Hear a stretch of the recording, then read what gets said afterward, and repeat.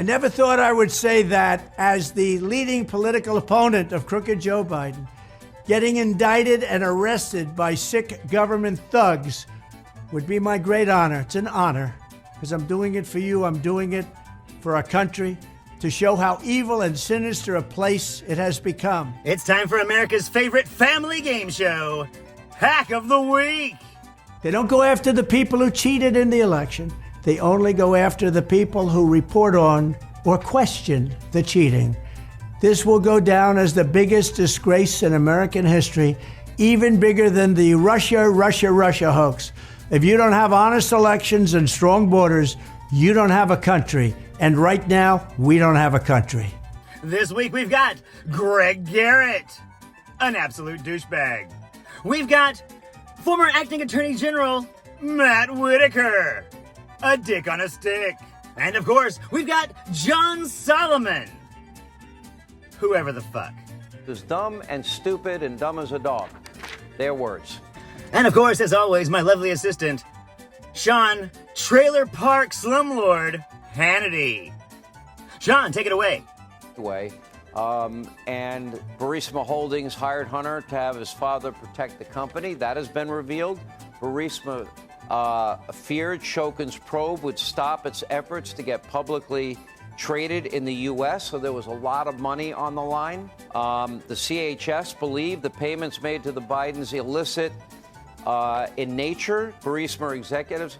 Okay, let's go over the top 10 findings that you put up on your website. Let me ask Matt Whitaker about it. Let's go over some of them. What a bunch of bullshit. Unfortunately, Sean can't play today because the boy just doesn't play well with others. Anyway, it's not happening. First up, we've got John.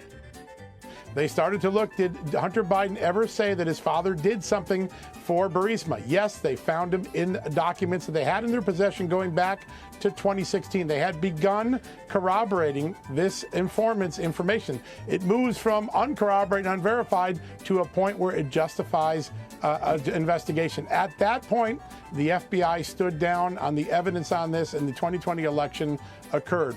This has not been thoroughly investigated. Oh, the FBI stood down, did they? Well, that's worth 10 points.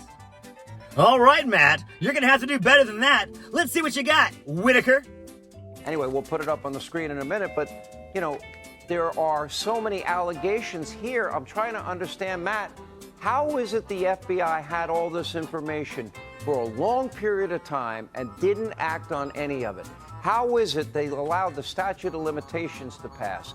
Based on everything we now know, it's very clear to me that the FBI lacked an interest and a curiosity in actually pursuing these criminal investigations, both against Hunter Biden and against Joe Biden. And the question is why?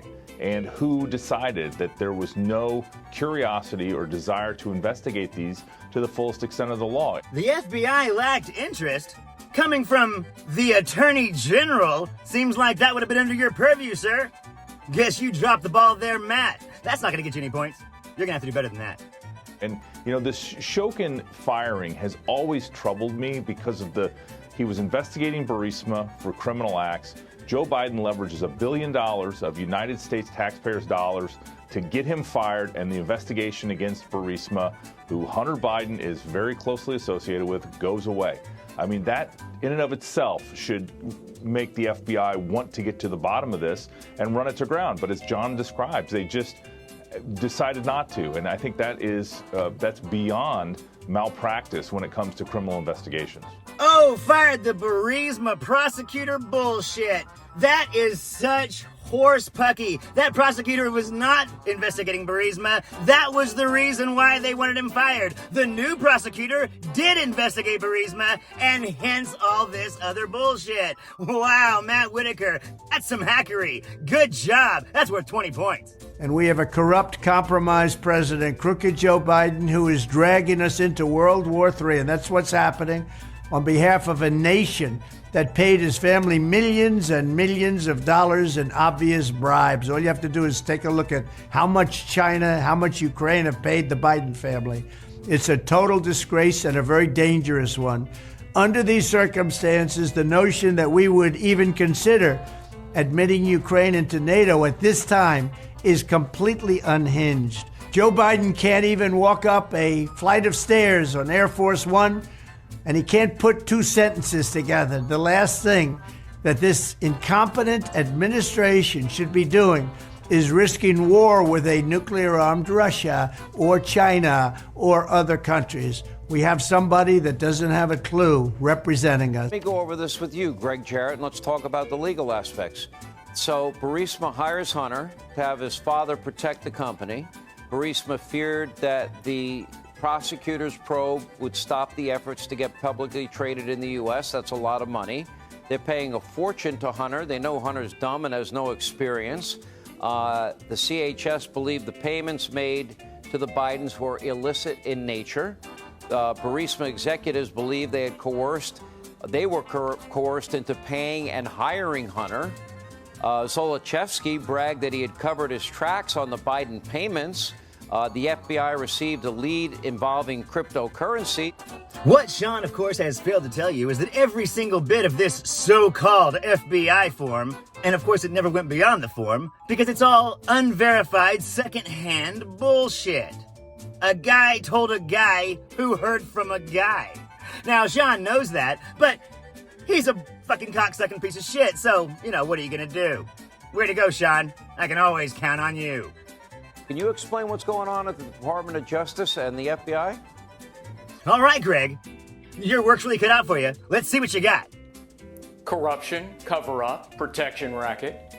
We've reported, Sean, for years that Joe Biden's infamous brag in which he threatened Ukraine into firing the prosecutor investigating Burisma looked very much like bribery and extortion, because Hunter Biden was on the company's payroll pocketing millions for doing nothing except exerting his father's influence. Now, whether Joe received any of the cash payments, that's irrelevant under the law. It's a crime to use your public office as vice president to confer a benefit on a foreign government, $1 billion in financial aid, in exchange for something of value to your family, money.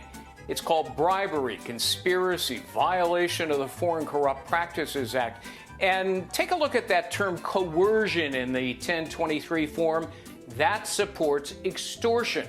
But that's not all. We also know that the money paid was funneled through a complex web of shell companies. Well, that smacks of money laundering, tax fraud, not to mention racketeering. So the question is, were the Bidens selling out their country? Well, it sure looks like it, doesn't it? Bribery and extortion? Holy smokes, were the Bidens selling out our country? Now that's some hackabilly crap right there. I tell you what, it's almost too impressive. That's gonna be worth 30 points. You can always tell that it's all about Trump, because all the things that Trump's been charged with and all the things he's about to be charged with are all the things they want to point at everybody else. It's almost hilarious, but pathetic in its scope. Way to go, Greg. You're in the lead. We'll give the last question to John Solomon. Next week, Devin Archer, the partner of Hunter Biden, part of the family syndicate, is going to be apparently testifying. What can we expect? All right, John. Now's your last chance. You're going to have to do something a little better than the first one. You've got one more. All the stakes are in it. Let's see what you got.